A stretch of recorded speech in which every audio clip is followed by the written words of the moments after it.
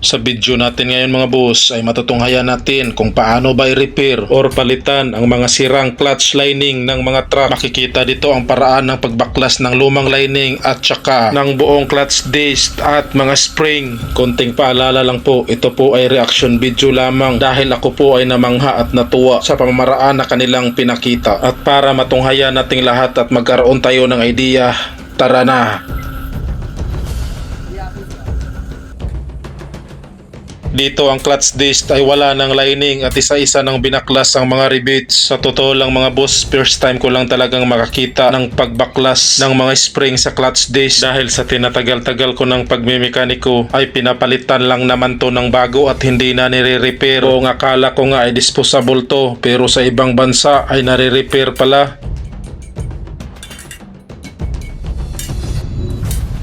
Alam nyo naman siguro mga boss kung anong mga bansa ang magaling at sobrang expert sa pagre-repair ng ganitong mga bagay. Kahit mga putol na crankshaft at nagbitak-bitak na mga gear ay kaya nilang ibalik sa original na porma at tibay.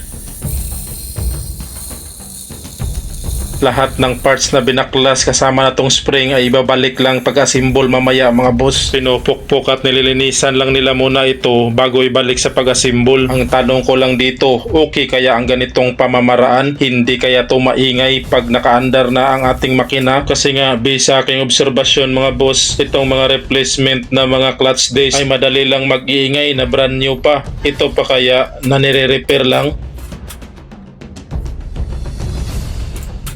Ngayon ay makikita na natin ang pag-assemble ng buong disc. Unang isinalpak ang single na malalaki na mga spring. Pagkatapos ay ikinabit na itong hub and then ikinabit na ang malaki na spring na merong maliit sa loob. Pagkatapos ang huling ikakabit ay itong mga spacer plate. Masasabi kong madali lang pala tong baklasin mga boss kasi puro lang naman pala tong mga rivets. Pero naisip ko rin na madali tong tignan. Mahirap gawin.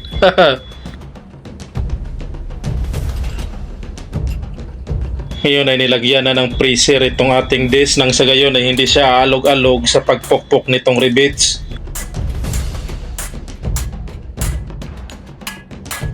Konting trivia lang muna tayo mga boss. Alam nyo ba kung ano ang purpose ng mga spring dito sa ating clutch lining? Ito po ang nagsisilbing torsional vibration damper. Ang mga spring din na to ang magsisilbing absorbing fluctuation ng power na i-deliver ng makina. Nang sa gayon ay para maging smooth ang power transfer ng makina patungo sa transmission.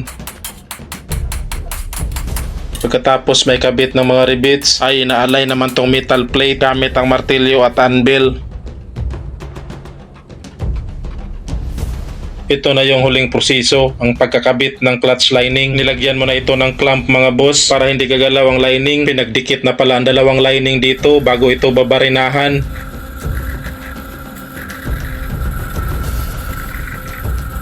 Ang mga butas ng metal plate ang magiging basihan ng mga butas sa lining para dito isasalpak ang mga rivets.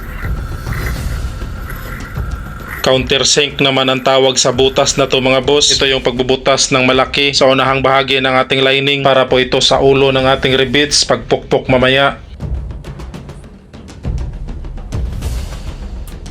Sa proseso na to ay makikita na natin ang paglock ng rivets dito sa kabilang side ng lining. Hindi pala to sabay na ikakabit ang dalawang lining mga boss. Paisa-isa lang pala ang pag-rivets nito.